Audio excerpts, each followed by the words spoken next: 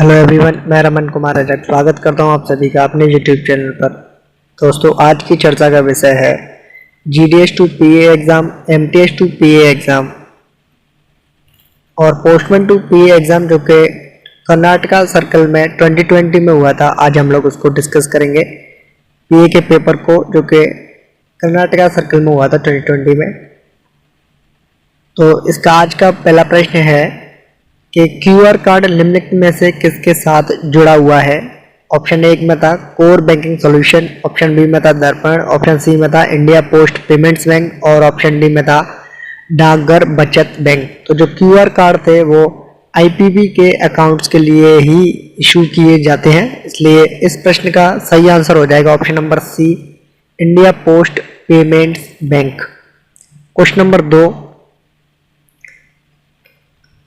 2 में पूछा गया है कि पर्यवेक्षक अधिकारियों के अलावा सभी रेल डाक सेवा कर्मचारी जो डाकघर के लिए आरक्षित वाहन या डिब्बे में कार्य पर यात्रा करते हैं या जिन्हें मेल के आदान प्रदान के लिए प्लेटफॉर्म में प्रवेश करना होता है, उन्हें मेलवान या आरक्षित डिब्बे में यात्रा करने या प्लेटफॉर्म पर उपस्थित रहने हेतु अपना अधिकार दिखाने के लिए निम्नलिखित में से क्या अपने साथ रखना होता है।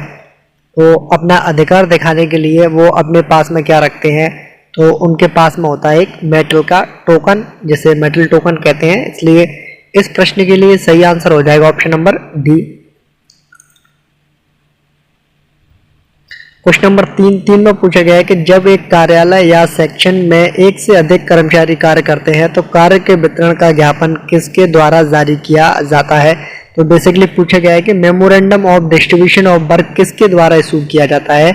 जब एक साथ एक से ज़्यादा ऑफिशियल्स काम करते हैं किसी भी ऑफिस या सेक्शन में, तो उनको जो मेमोरेंडम को इशू करते हैं वो होते हैं सुप्रिटेंडेंट, यानी कि head of the RMS division.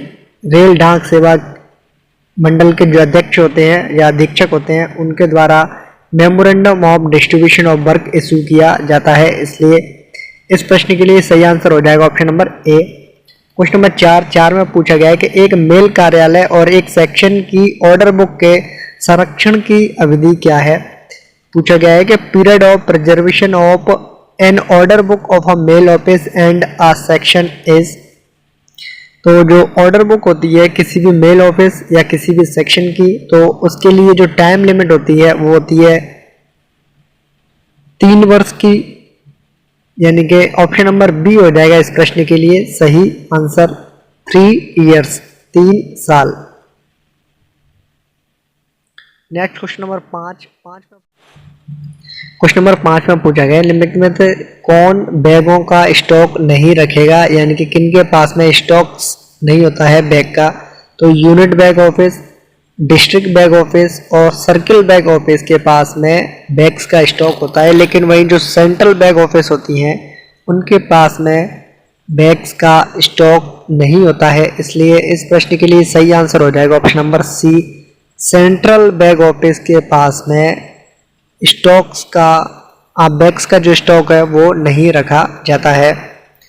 Question number 6 में पूछा गया है कि कार्यालय के बंद होने के बाद एक मेल कार्यालय के कई विभागों में उपयोग किए गए मोहरों और सीलों को किसके द्वारा एकत्र करके ताला लगाकर रखना चाहिए। बेसिकली पूछा गया है कि किनकी ड्यूटी होती है कि अगर काम खत्म हो जाता है किसी भी मेल ऑफिस में से, तो जो स्टैम्प्स और सील्स होती हैं जो कि यूज़ की गई थी उसके दौरान, काम के दौरान में, उनको लॉक करके कौन रखता है, इकट्ठा करके कौन रखता है। तो ये ड्यूटी होती है हेड सॉर्टिंग असिस्टेंट की, यानी कि प्रधान छटाई सहायक की। इसलिए इस प्रश्न के लिए सही आंसर हो जाएगा ऑप्शन नंबर ए। क्वेश्चन नंबर 7 में पूछा गया है कि एक बुक पैकेट का वजन इससे अधिक नहीं होगा, यानी कि एक जो बुक पैकेट होती है उसका मैक्सिमम वेट कितना हो सकता है। तो एक बुक पैकेट के लिए मैक्सिमम वेट हो सकता है 5 kg, यानी कि ऑप्शन नंबर बी हो जाएगा इस प्रश्न के लिए सही आंसर। क्वेश्चन नंबर 8 में पूछा गया है कि ब्लेंड लिटरेचर पैकेट के बारे में निम्न में से कौन सा सही स्टेटमेंट है। तो पहला स्टेटमेंट है कि नो पोस्टेज इज रिक्वायर्ड, यानी कि जो पोस्टेज है उसकी ज़रूरत नहीं होती है, डाक शुल्क की आवश्यकता नहीं होती है।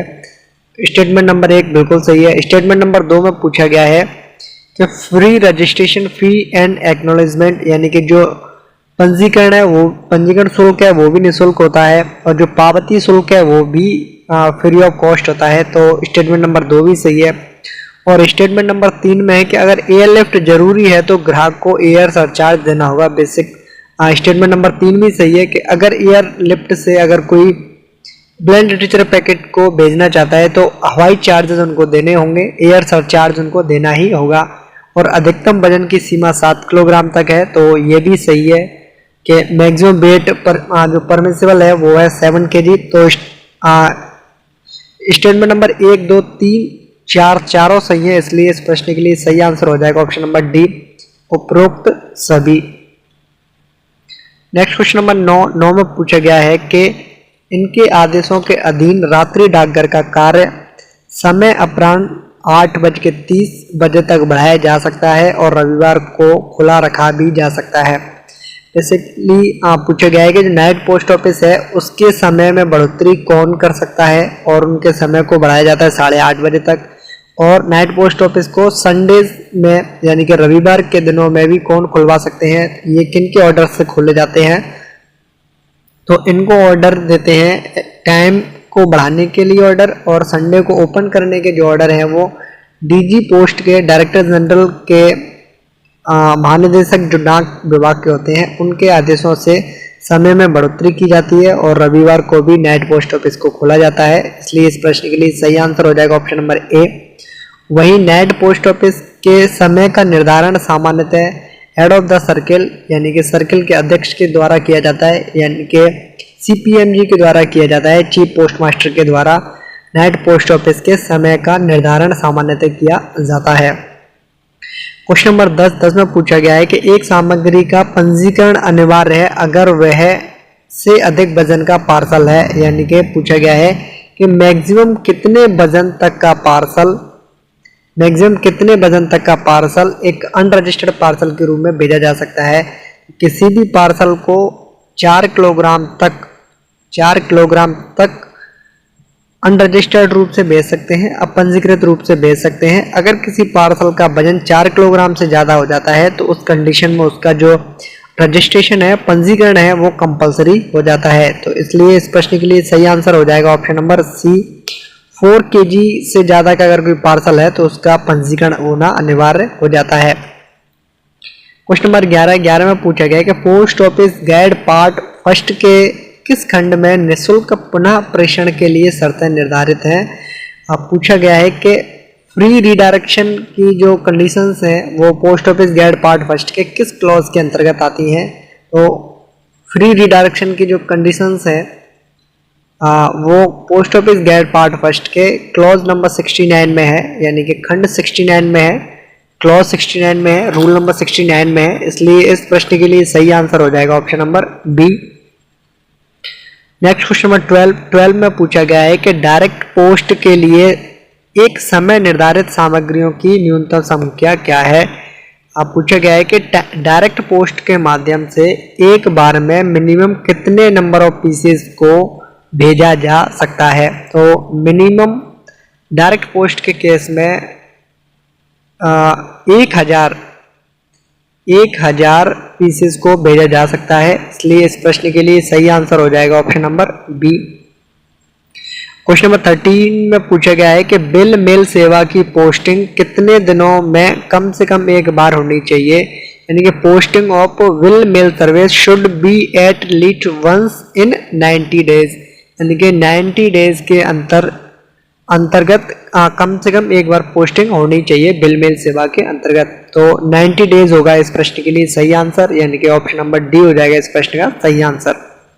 और question number 14 actually SB order से संबंधित है। 2017 के एसबी ऑर्डर फिलहाल किसी काम के नहीं रहे क्योंकि ये इनसे शायद ही कोई प्रश्न पूछा जाएगा, लेकिन प्रश्न थोड़ा सा अच्छा है इसलिए इसको कर लेते हैं कि निम्नलिखित में से किस एसबी ऑर्डर के आदेश से डाकघर लघु बचत योजनाओं में से किसी में भी नया खाता खोलते समय मोबाइल नंबर को अनिवार्य बनाया था। बेसिकली ये पूछा गया है कि किस एसबी ऑर्डर के माध्यम से जो पोस्ट ऑफिस के स्मॉल सेविंग स्कीम्स है उनके अंतर्गत अगर कोई व्यक्ति खाता खोलता है तो मोबाइल नंबर को अब मैंडेटरी कर दिया गया है कि मोबाइल नंबर का होना बहुत जरूरी है। तो ये जो ऑर्डर्स हैं वो किस एसबी ऑर्डर्स के माध्यम से आए थे ये पूछा गया है।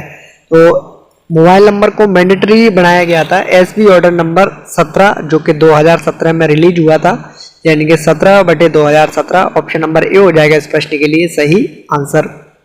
क्वेश्चन नंबर 15 में पूछा गया है कि दर्पण डिवाइस के बारे में निम्न में से क्या सही नहीं है। बेसिकली पूछा गया है कि कौन सा स्टेटमेंट गलत है। तो स्टेटमेंट नंबर ए में है, ऑप्शन नंबर ए में है कि डिवाइस के जरिए स्पीड पोस्ट ईएमओ बुक किया जा सकता है। तो ऑप्शन नंबर ए बिल्कुल सही है। आरआईसीटी डिवाइस या दर्पण डिवाइस के माध्यम से स्पीड पोस्ट की बुक कर सकते हैं, ईएमओ भी बुक कर सकते हैं। और ऑप्शन नंबर बी सही है कि मूल्य देय सामग्रियों के वितरण के बाद, यानी कि जो वैल्यूटेबल आर्टिकल्स होते हैं, बीपी आर्टिकल्स होते हैं, उनके वितरण के बाद सीधे डिवाइस के माध्यम से बीपीएमओ को बुक किया जा सकता है। तो स्टेटमेंट नंबर बी भी सही है और स्टेटमेंट नंबर सी भी सही है। ऑप्शन नंबर सी भी सही है। ऑप्शन नंबर सी में दिया हुआ है कि शाखा डाकपाल यानी कि जो बीपीएम होते हैं वो डिवाइस के माध्यम से इलेक्ट्रॉनिक तरीके से दैनिक खाता तैयार कर सकते हैं, यानी कि जो बीओ का डेली अकाउंट है वो भी बीपीएम दर्पण डिवाइस से निकाल सकते हैं, तैयार कर सकते हैं। तो बिल्कुल सही है और इसका प्रिंट आउट भी दिया जा सकता है। तो बेसिकली जो डेली अकाउंट है वो इसी से जनरेट होके ही आते हैं आजकल। तो statement number option number A, B और सी तीनों सही है, लेकिन जो ऑप्शन नंबर डी में है उसमें बताया गया है कि डाक टिकट की बिक्री डिवाइस के माध्यम से नहीं की जा सकती है, ये गलत है। तो डिवाइस के माध्यम से डाक टिकट की बिक्री भी की जा सकती है। तो पूछा भी कौन सा गया है कि कौन सा स्टेटमेंट सही नहीं है। तो ऑप्शन नंबर डी हो जाएगा इस प्रश्न के लिए सही आंसर कि डाक टिकट की बिक्री डिवाइस के माध्यम से की जा सकती है, लेकिन ऑप्शन में दिया हुआ है कि नहीं की जा सकती है। नेक्स्ट क्वेश्चन नंबर 16 में पूछा गया है कि जो लेटर सॉर्टिंग मशीन होती है, एलएसएम जिसे कहते हैं शॉर्ट में, लेटर सॉर्टिंग मशीन होती है जिनके माध्यम से एएमपीसी किया जाता है, यानी कि ऑटोमेटेड मेल प्रोसेसिंग सेंटर का काम किया जाता है। तो उनकी जो छटनी की क्षमता है वो कितनी होती है, यानी कि वो 1 घंटे में कितने आर्टिकल को शॉर्ट कर सकते हैं। तो 1 घंटे में लगभग जो लेटर सॉर्टिंग मशीन होती है वो 35,000 आर्टिकल्स को शॉर्ट कर सकती है। तो इसलिए इस प्रश्न के लिए सही आंसर हो जाएगा 30,000 या उससे अधिक, यानी कि 35,000 1 घंटे में शॉर्ट करती है। तो इनमें से जो ऑप्शंस हैं इनमें से जो बेस्ट ऑप्शन होगा वो होगा ऑप्शन नंबर सी, 30,000 या अधिक। ऑप्शन नंबर सी हो जाएगा इस प्रश्न के लिए सही आंसर।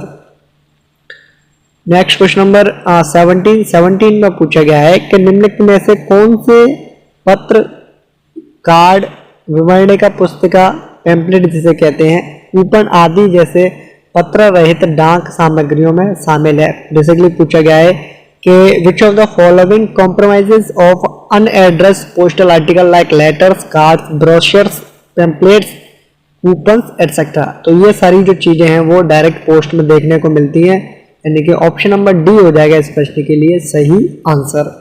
क्वेश्चन नंबर 18 में पूछा गया है कि जो 24 मई 2019 को अंतर्राष्ट्रीय डाक निगम सम्मेलन 2019 में भारत का प्रतिनिधित्व किया गया था, ये पूछा गया है कि ये कौन सी जगह पर हुआ था। ये जो 24 मई 2019 को अंतर्राष्ट्रीय डाक निगम सम्मेलन 2019 हुआ था वो कहाँ पर हुआ था।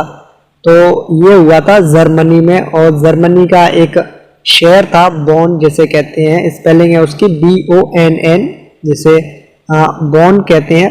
ये एक जगह थी जर्मनी में, तो वहां पर ये हुआ था।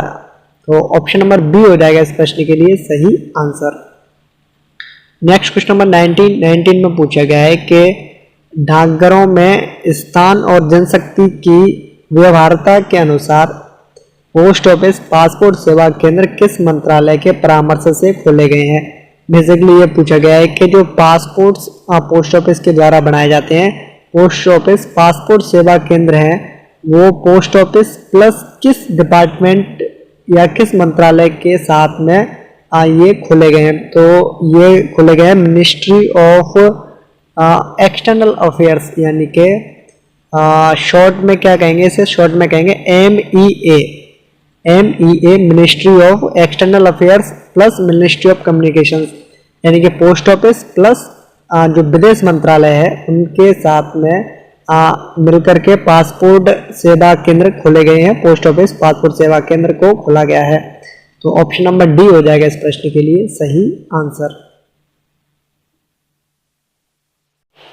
क्वेश्चन नंबर 20 में पूछा गया है कि जो नन्दिता सॉफ्टवेयर है वो किसके साथ जुड़ा हुआ है, कि नन्दिता सॉफ्टवेयर का संबंध किससे है।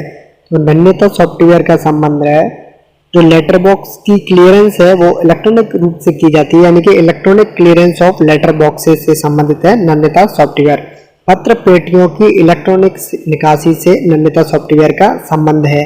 तो ऑप्शन नंबर ए हो जाएगा इस प्रश्न के लिए सही आंसर।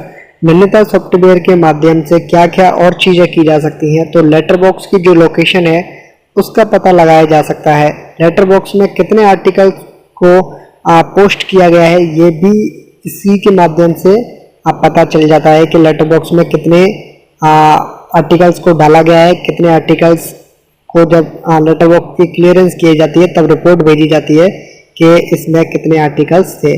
तो लोकेशन का पता चल जाता है, लेटर बॉक्स में कितने आर्टिकल्स आए हैं ये भी पता चल जाता है। तो ये जो सारी चीजें हैं वो नन्दिता सॉफ्टवेयर के माध्यम से या उसकी हेल्प से हो ही पाती हैं।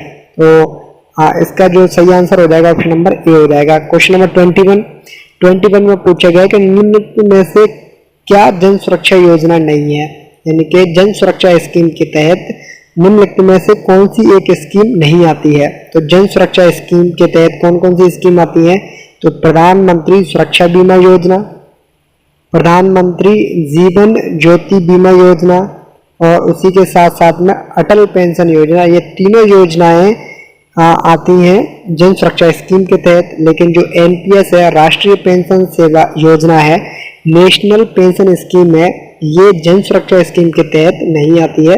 इसलिए इस प्रश्न का सही आंसर हो जाएगा option number C.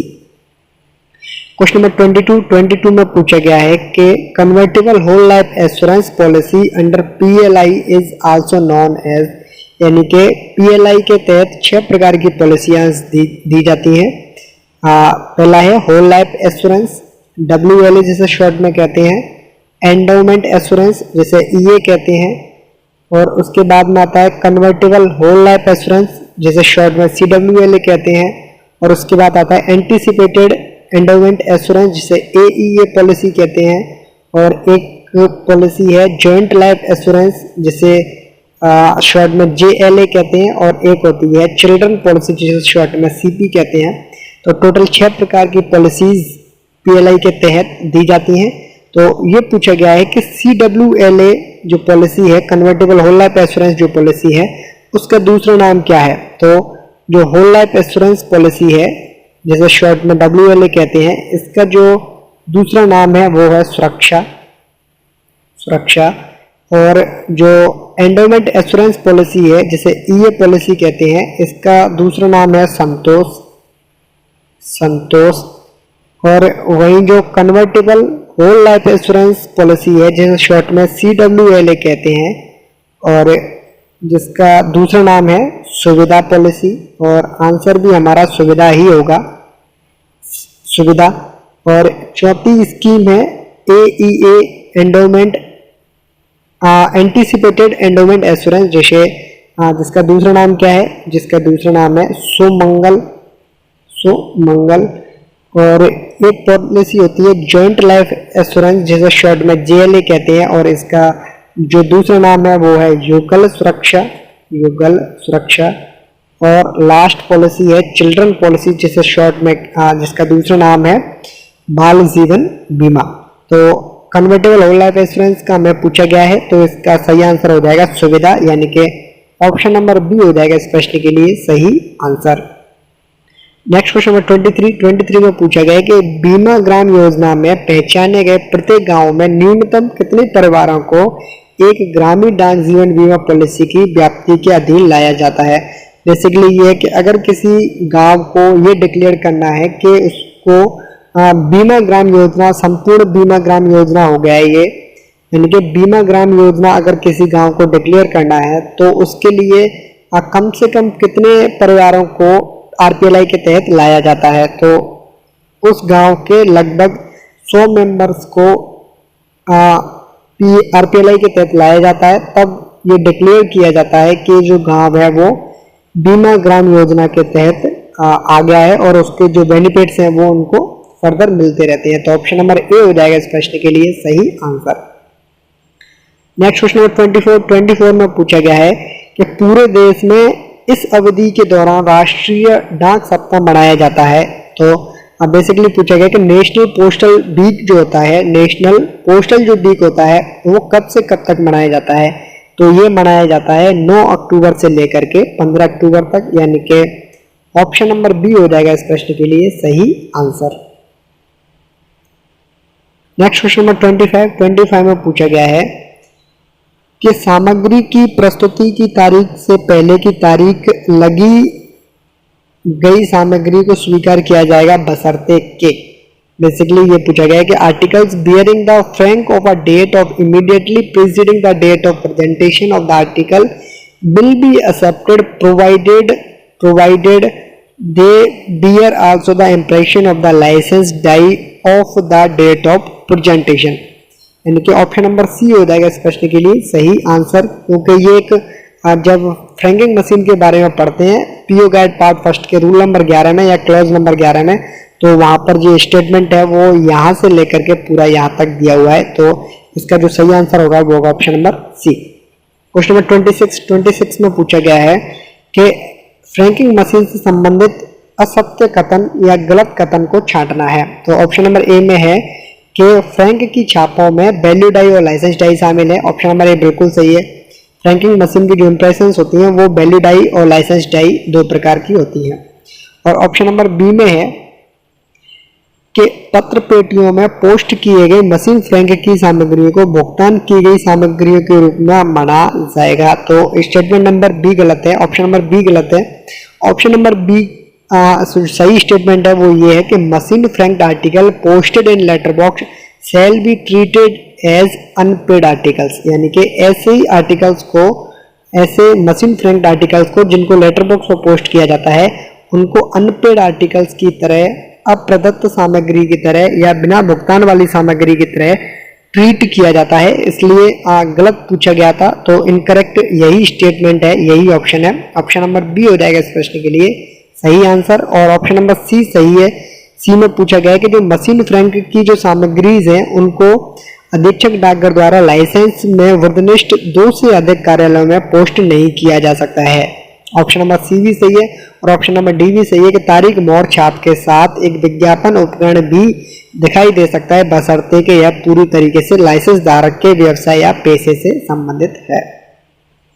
Next question number 27 में पूछा गया है कि डाक जीवन बीमा पॉलिसी को तत्काल नगद में भुगतान के लिए अव्यप्रत किया जा सकता है बशर्ते कि पॉलिसी साल से कम अवधि की ना हो और आवेदन की तारीख पर चालू हो।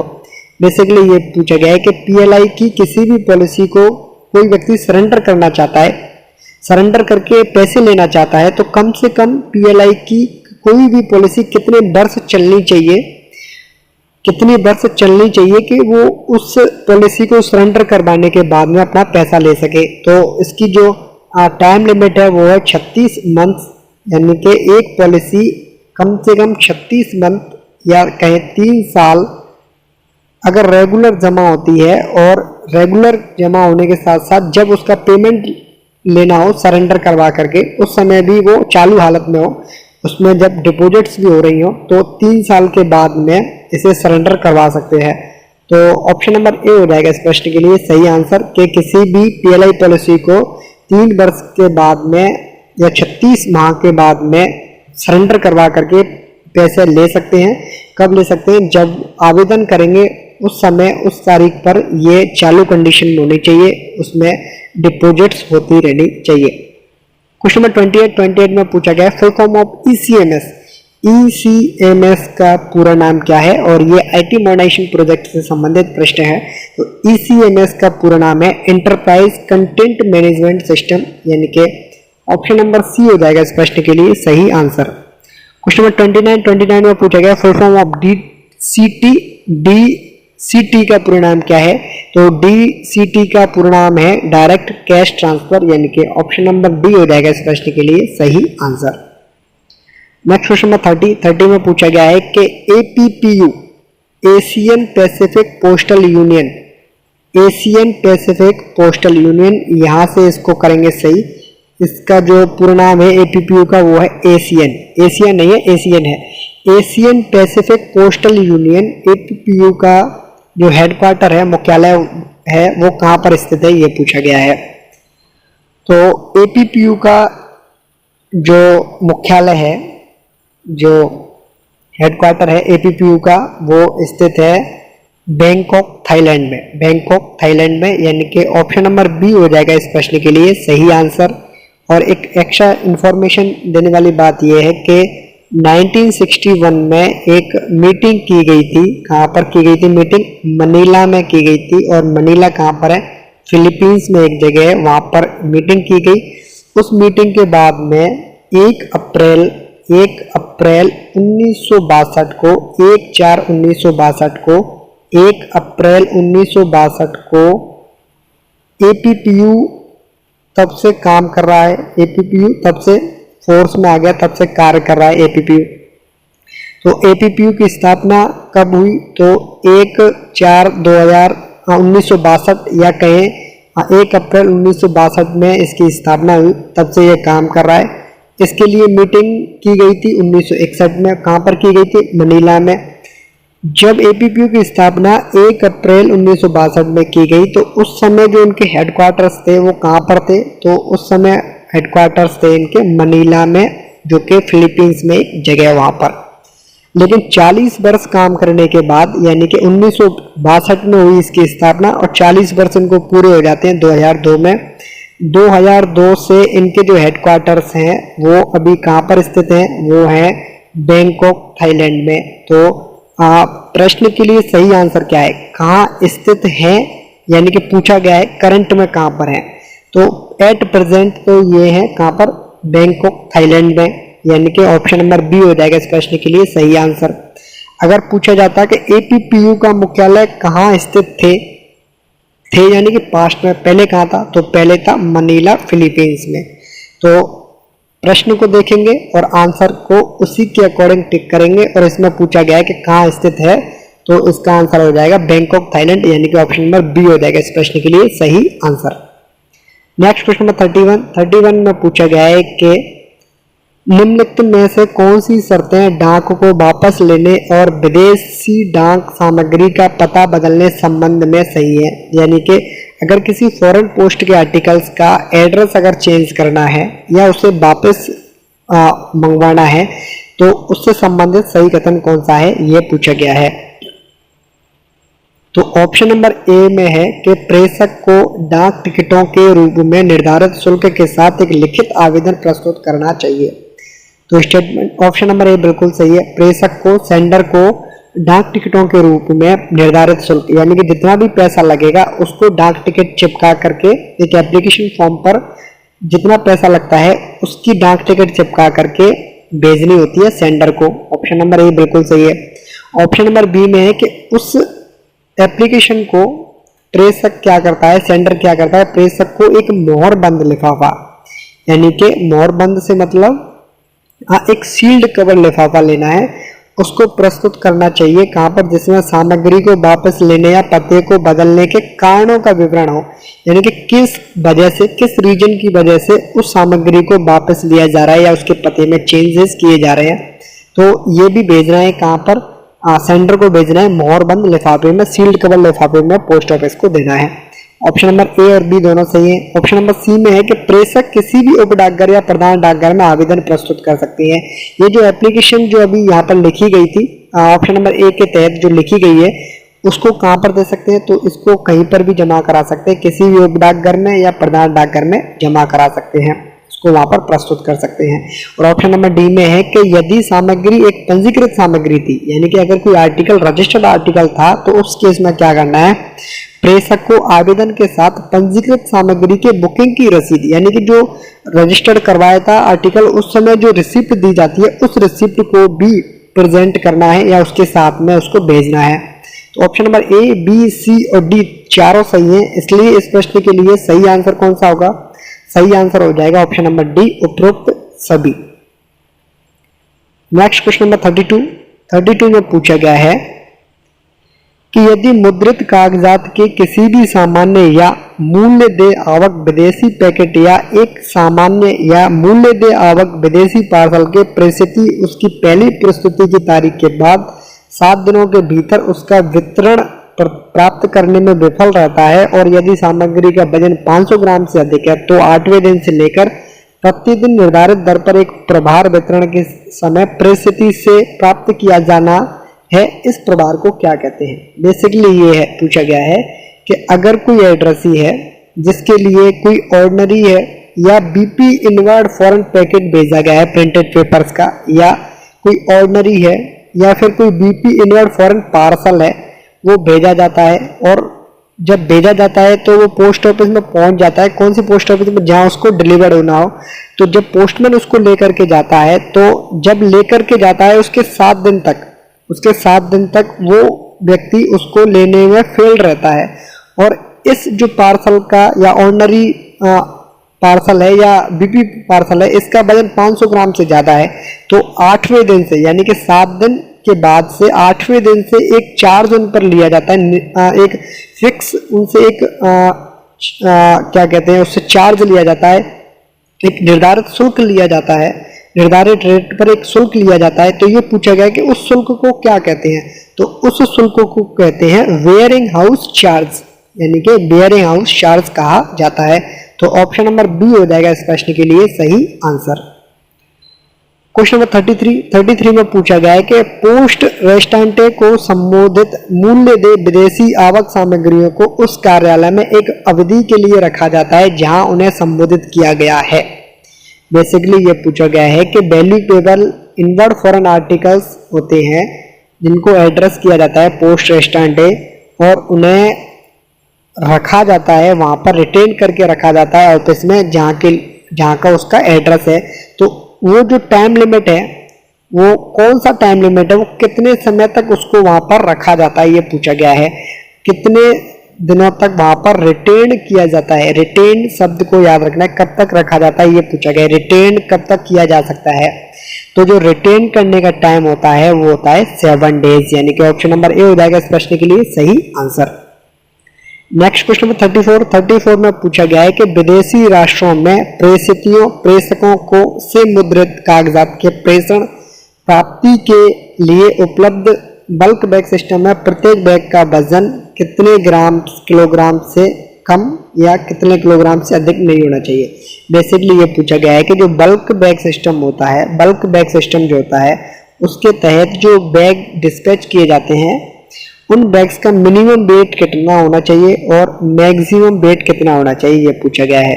तो मिनिमम वेट की जो लिमिट है वो है 5 किलोग्राम तक का एक बल्क बैग सिस्टम के तहत एक बैग होना चाहिए, मिनिमम 5 किलोग्राम है। मैक्सिमम की लिमिट कितनी है? तो मैक्सिमम की लिमिट है 30 kg। तो ऑप्शन नंबर डी हो जाएगा इस प्रश्न के लिए सही आंसर, यानी कि मिनिमम 5 किलोग्राम और मैक्सिमम 30 kg का वजन बल्क बैग सिस्टम के तहत में किसी भी बैग को भेजा जा सकता है। तो ऑप्शन नंबर डी हो जाएगा इस प्रश्न के लिए सही आंसर। नेक्स्ट क्वेश्चन 35 में पूछा गया है कि विदेशी पार्सल के लिए वजन की सामान्य अधिकतम सीमा क्या है? तो general maximum limit of weight for a foreign parcel is, ये पूछा गया है। तो फॉरेन के जो पार्सल होते हैं, विदेशी जो पार्सल होते हैं, उनके लिए सामान्यतः मैक्सिमम वेट की जो सीमा होती है वो होती है 20 kg, यानी कि ऑप्शन नंबर सी हो जाएगा इस प्रश्न के लिए सही आंसर। और क्वेश्चन नंबर 36 में पूछा गया है कि पोस्ट रेस्टेंटे को संबोधित किए गए आवक विदेशी पार्सल को वितरण के कार्यालय में कितने दिनों तक की अवधि के लिए रोके रख सकते हैं? अभी पूछा गया था रिटेन्ड और पूछा गया है अब डिटेन्ड। डिफरेंस रिटेन्ड और डिटेन्ड का है। तो रिटेन्ड के केस में तो था कितना 7 डेज और डिटेन्ड के केस में कितना आंसर है? तो डिटेन्ड के केस में इसका जो आंसर है वो है 1 मंथ, यानी कि 1 मंथ के लिए अधिकतम इसको रख सकते हैं, रोक के रख सकते हैं। तो ऑप्शन नंबर बी हो जाएगा इस प्रश्न के लिए सही आंसर। क्वेश्चन नंबर 37 में पूछा गया है कि जो इनलैंड मनी ऑर्डर होते हैं, अंतर्देशीय मनी ऑर्डर्स जो होते हैं, यानी कि इंडिया की जो टेरिटरी है या इंडिया की जो भी लिमिट्स है पोस्ट ऑफिस की, जहाँ पर इंडिया पोस्ट काम करता है, उनको कहते हैं इनलैंड। तो इनलैंड मनी ऑर्डर जो होते हैं उनके लिए फीस क्या है रिडायरेक्शन की, ये पूछा गया है कि पुनः प्रेषण के लिए शुल्क क्या है अंतर्देशीय मनी ऑर्डर के केस में। तो fee for redirection of inland money order is free of cost, यानी कि बिना किसी शुल्क के किसी भी इनलैंड मनी ऑर्डर को रिडायरेक्ट करवाया जा सकता है, उनसे किसी भी प्रकार का चार्ज नहीं लिया जाता है। तो ऑप्शन नंबर डी हो जाएगा इस प्रश्न के लिए सही आंसर। क्वेश्चन नंबर 38 में पूछा गया है कि यदि मनी ऑर्डर के प्रेषक जारी करने वाले कार्यालय के डाकपाल को प्रेषित का नाम बदलने के लिए अनुरोध करते हुए एक आवेदन प्रस्तुत करता है, तो उसके लिए एकत्र किया जाने वाला शुल्क कितना है? बेसिकली ये है कि किसी रेमिटर ने, किसी व्यक्ति ने, भेजने वाले ने, मनी ऑर्डर भेजने वाले ने कोई मनी ऑर्डर भेज दिया और वो व्यक्ति चाहता है कि अब उसका जो मनी ऑर्डर है वो उस नाम के व्यक्ति को ना मिल करके किसी अन्य नाम को मिले, यानी कि वो बेसिकली चाहता है कि जो पाने वाला है उसका नाम चेंज करना चाहता है। तो उसके लिए वो क्या करता है कि संबंधित पोस्ट ऑफिस को देता है कि एप्लीकेशन। अब ये पूछा गया है कि एप्लीकेशन के बाद में उनसे कितना शुल्क लेना होता है, यानी कि उनसे कितना फीस कलेक्ट करना होगा, ये पूछा गया है नाम चेंज करने के एवज में, यानी कि नाम चेंज करने के बदले में, पेई का नाम चेंज करने के बदले में पोस्ट ऑफिस कितना चार्ज करता है। तो पोस्ट ऑफिस कितना चार्ज करता है, तो इसके लिए जो सही आंसर है वो ये है कि जो फर्स्ट कमीशन जो दिया था, यानी कि जब मनी ऑर्डर बुक किया था तब वो एक कमीशन देते हैं, यानी कि जितना पैसा होता है, जितने अमाउंट का मनी ऑर्डर होता है उसका कुछ पैसा वो कमीशन के रूप में पोस्ट ऑफिस को देते हैं। तो जितना कमीशन फर्स्ट टाइम दिया गया था जब मनी ऑर्डर को बुक किया गया था, उतना ही कमीशन कब देना है? जब वो नाम को चेंज करवाना चाहते हैं, यानी कि second commission equal to first commission, यानी कि जितना पैसा पहले कमीशन के रूप में दिया गया था उतना ही पैसा अब उनको देना होगा, तब जाकर के वो पेई का नाम चेंज कर सकते हैं, यानी कि ऑप्शन नंबर ए हो जाएगा इस प्रश्न के लिए सही answer. Second commission equal to first commission, पहले के बराबर दूसरा कमीशन देने के बाद में नाम चेंज करवा सकते हैं। क्वेश्चन नंबर 39 में पूछा गया कि सुकन्या समृद्धि खाता खोलने के लिए आवश्यक न्यूनतम राशि क्या है? तो अपडेटेड, यानी कि आज की डेट में सुकन्या समृद्धि अकाउंट को 250 रुपए से खोला जा सकता है। तो सही आंसर हो जाएगा 250 रुपए, और ऑप्शंस में नहीं है क्योंकि ऑप्शंस में पहले कितना था 1000, अभी कर दिया गया है 250 रुपए। तो आप लोग अपडेट रहें, 250 रुपए से किसी भी सुकन्या के खाते को, सुकन्या समृद्धि अकाउंट को खोला जा सकता है। नेक्स्ट क्वेश्चन नंबर 40 में पूछा गया है कि विदेशी गंतव्य को संबोधित शुल्क देय माल निहित लेटर पोस्ट सामग्री के साथ होना चाहिए। बेसिकली ये पूछा गया है कि जो लेटर पोस्ट आर्टिकल्स हैं जो कि ड्यूटेबल गुड्स को कंटेन करते हैं, उनमें क्या है, ड्यूटेबल गुड्स हैं और उनको कहाँ पर एड्रेस किया गया है? तो फॉरेन डेस्टिनेशंस में, यानी कि उनका जो पता है वो कहाँ का है? पता है उनका विदेशों का, उनकी जो डेस्टिनेशन कंट्री है वो फॉरेन है। तो उस केस में ये पूछा गया है कि इनके साथ में क्या लगा के भेजते हैं, क्या चीज संलग्न करके भेजते हैं? तो जो सीमा शुल्क घोषणा पत्र होता है, कस्टम डिक्लेरेशन फॉर्म होते हैं, वो इनके साथ में अकम्पनीड करने होते हैं, ये उनके साथ में संलग्न करके भेजने होते हैं, यानी कि ऑप्शन नंबर सी हो जाएगा इस प्रश्न के लिए सही answer. Letter post articles contain dutiable goods address to foreign destination should be accompanied by customs declaration form. Next question number 41 में पूछा गया है कि निम्नलिखित में से क्या विदेशी डाक में मुद्रित पत्रों की दर पर प्रेषित नहीं किया जा सकता है?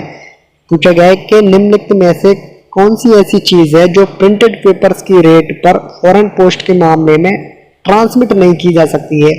तो प्रिंटेड पेपर्स की जो रेट्स हैं फॉरेन पोस्ट के केस में, तो उनमें कंप्यूटर प्रिंटर के माध्यम से प्राप्त छाप को ट्रांसमिट किया जा सकता है। पांडुलिपि में संगीत स्कोर को भी ट्रांसमिट किया जा सकता है। फोटोकॉपीज को भी ट्रांसमिट किया जा सकता है, लेकिन किसी भी प्रकार के टाइपराइटर के माध्यम से प्राप्त कागजात को प्रिंटेड पेपर के रूप में फॉरेन पोस्ट के केस में ट्रांसमिट नहीं किया जा सकता है। इसलिए इस प्रश्न के लिए सही आंसर हो जाएगा option number D. Next question number 42 में पूछा गया है कि विदेशी डाक में छोटे पैकेट सेवा का अधिकतम वजन क्या है। फॉरेन पोस्ट के मामले में स्मॉल पैकेट का जो मैक्सिमम वेट है वो पूछा गया है। स्मॉल पैकेट सर्वे जो कि फॉरेन पोस्ट के मामले में दी जाती है, उसके लिए जो मैक्सिमम वेट की लिमिट है वो होती है 2 kg, यानी कि ऑप्शन नंबर बी हो जाएगा इस प्रश्न के लिए सही आंसर। पीओ गाइड पार्ट 2 के अकॉर्डिंग इस प्रश्न का आंसर नहीं देखना है। अपडेटेड जो आंसर है वो इंडिया पोस्ट की वेबसाइट के अकॉर्डिंग है 2 kg, यानी कि स्मॉल पैकेट के रूप में 2 किलोग्राम तक की आर्टिकल्स को भेजा जा सकता है। ऑप्शन नंबर बी हो जाएगा इस प्रश्न के लिए सही आंसर। और क्वेश्चन नंबर 43 में पूछा गया है कि एसबी ऑर्डर नंबर 1/2019, यानी कि एसबी ऑर्डर नंबर 1 जो कि 2019 में जारी किया गया था, उसका सब्जेक्ट क्या है। तो उसका सब्जेक्ट था intra operable net banking for POSB savings accounts, यानी कि ऑप्शन नंबर डी हो जाएगा इस प्रश्न के लिए सही आंसर। क्वेश्चन नंबर 44 में पूछा गया है कि the annual fee for issue of a permit to use business reply cards and envelopes is. व्यवसाय उत्तर कार्ड और लिफाफों का उपयोग करने के लिए अनुज्ञा पत्र जारी करने का वार्षिक शुल्क क्या है, ये पूछा गया है। तो बेसिकली ये है कि इसका जो आंसर पीओ गाइड पार्ट 6 का जब पार्ट 1 देखेंगे हम, यानी कि पोस्टल मैनुअल वॉल्यूम 6 का पार्ट 1 है, उसको अगर हम लोग देखेंगे और उसका भी रूल नंबर में बता दूं कौन सा है। रूल नंबर है 32 का सी, और पेज नंबर कौन सा देखोगे आप, पेज नंबर है 38। वहां से इसका जो आंसर है, वहां से जो इसका आंसर है, वहां स्पष्ट रूप से जो आंसर दिया हुआ है वो दिया हुआ है 100 रुपी। तो ऑप्शन नंबर ए हो जाएगा इस प्रश्न के लिए सही आंसर। और ऑथेंटिक सोर्स क्या है मैंने बता दिया, वॉल्यूम 6 पार्ट 1 रूल नंबर 32 सी पेज नंबर 38 को आपको देखना है। नेक्स्ट क्वेश्चन नंबर 45 में पूछा गया है कि निम्नलिखित में से कौन सा कथन सत्य नहीं है। कौन सा कथन सत्य नहीं है, किस संबंध में। प्रधान डाकघरों में बनाए रखे पोस्ट मास्टर्स ऑर्डर बुक के बारे में निम्नलिखित में से कौन सा सही नहीं है। तो ऑप्शन नंबर 1 में है इसमें लिपिक डाकिये आदि की अनुपस्थिति के मामलों में की गई अस्थायी व्यवस्थाएं शामिल हैं। तो ऑप्शन नंबर ए बिल्कुल सही है। ऑप्शन नंबर ए बिल्कुल सही है। ऑप्शन नंबर बी में है इसमें असामान्य घटनाएं शामिल है, तो ये भी सही है। ऑप्शन नंबर डी में है अपने कार्यालय के नियमन के लिए प्रधान डाकपाल द्वारा पारित आदेश और जो वांछनीय है उनका अभिलेख रखना चाहिए, तो ये भी सही है। Option number A B C तीनों सही है, लेकिन ऑप्शन नंबर सी गलत है। ऑप्शन नंबर सी गलत है। ए बी और डी तीनों स्टेटमेंट सही है। पूछा गया है कि करेक्ट कौन सा नहीं है, तो करेक्ट नहीं है वो है ऑप्शन नंबर सी। इसलिए इस प्रश्न के लिए सही आंसर हो जाएगा option number C. Next question number 46 में पूछा गया है 46 में पूछा गया है कि न्यूनतम और अधिकतम नकदी राशि और डाक और अन्य टिकटों में रखी जाने वाली अधिकतम शेष राशि प्रत्येक उप कार्यालय के लिए किसके द्वारा निर्धारित की जाएगी। बेसिकली ये पूछा गया कि मिनिमम और मैक्सिमम कैश बैलेंस है जो कि एक प्रत्येक एसओ के द्वारा मेंटेन करके रखा जाता है, वो किन के ऑर्डर से रखा जाता है, यानी कि उसकी जो लिमिट है, ऑथराइजेशन है, वो किन के द्वारा जारी की जाती है। तो वो जारी की जाती है हेड ऑफ द डिवीजन के द्वारा, हेड ऑफ द डिवीजन के द्वारा, यानी कि अधीक्षक डाकघर के द्वारा, सुप्रीडेंट ऑफ पोस्ट के द्वारा ये जारी की जाती है। इसलिए ऑप्शन नंबर ए हो जाएगा इस प्रश्न के लिए सही आंसर। क्वेश्चन नंबर 47 में पूछा गया है कि जो एसटीआर है सीवीएस के संदर्भ में उसका पूरा नाम क्या है। तो सीवीएस के केस में एसटीआर का जो पूरा नाम है वो है सस्पिशियस ट्रांजैक्शन रिपोर्ट, यानी कि ऑप्शन नंबर डी हो जाएगा इस प्रश्न के लिए सही answer, suspicious transaction report. Question number 48 में पूछा गया है कि डाक विभाग की सूचना प्रौद्योगिकी आधुनिकीकरण परियोजना को भारत सरकार द्वारा अनुमोदित किया गया था। IT मॉडर्नाइजेशन प्रोजेक्ट जो कि डिपार्टमेंट ऑफ पोस्ट का है, उसे गवर्नमेंट ऑफ इंडिया के द्वारा कब अप्रूवल मिला था? तो इसे अप्रूवल मिला था नवंबर 2012 में, यानी कि ऑप्शन नंबर बी हो जाएगा इस प्रश्न के लिए सही आंसर। क्वेश्चन नंबर 49 में पूछा गया है कि सूचना प्रौद्योगिकी आधुनिकीकरण परियोजना की किस धारा का उद्देश्य ग्रामीण डाक सेवकों सहित विभाग के सभी कर्मचारियों को सूचना प्रौद्योगिकी वातावरण में प्रभावी ढंग से कार्य करने में सक्षम बनाना है। बेसिकली ये पूछा गया है कि IT मॉडर्नाइजेशन प्रोजेक्ट के 8 प्रोजेक्ट्स थे, यानी कि IT मॉडर्नाइजेशन प्रोजेक्ट को 8 भागों में 8 प्रोजेक्ट्स में डिवाइड किया गया था। तो ऐसा कौन सा प्रोजेक्ट था जिसका उद्देश्य सिर्फ और सिर्फ ये था कि जो भी पोस्ट ऑफिस के कर्मचारीज हैं, चाहे वो GDS हो या डिपार्टमेंटल कर्मचारी हो, उनको इतना स्किल देनी है, उनको इतना अच्छा बनाना है, उनको इतना उस माहौल में हमें डालना है कि वो जो नए रूप से या कहें कंप्यूटरीकृत या कंप्यूटराइज्ड जो ऑफिसेज हैं उनमें काम करने के सक्षम वो हो सकें। यानी कि बेसिकली जो ट्रेनिंग पर्पस था, लोगों को स्किल करने का काम था, लोगों में ये स्किल पैदा करना किस प्रोजेक्ट के तहत आता था, ये पूछा गया है। तो जो चेंज मैनेजमेंट सिस्टम था, चेंज मैनेजमेंट का जो प्रोजेक्ट था, उसका उद्देश्य यही था कि जो भी एम्प्लॉइज हैं, चाहे वो GDS हो चाहे वो डिपार्टमेंटल एम्प्लॉइज हो, उनको उस माहौल में, उस वातावरण में डालना है कि वो सही ढंग से कंप्यूटराइज्ड ऑफिस में काम कर सके। तो ये काम था चेंज मैनेजमेंट स्ट्रीम का। ऑप्शन नंबर ए हो जाएगा इस प्रश्न के लिए सही आंसर। क्वेश्चन नंबर 50 में पूछा गया है कि AEPS का पूर्ण रूप क्या है, यानी कि AEPS का पूर्ण नाम क्या है, full form of AEPS is क्या है, ये पूछा गया है। तो AEPS की फुल फॉर्म है आधार इनेबल्ड पेमेंट सिस्टम, यानी कि ऑप्शन नंबर बी हो जाएगा इस प्रश्न के लिए सही आंसर। आधार इनेबल्ड पेमेंट सिस्टम AEPS का पूरा नाम है। तो इसी नोट पर इस वीडियो को करता हूं मैं एंड। ये है अंत इस वीडियो का। धन्यवाद।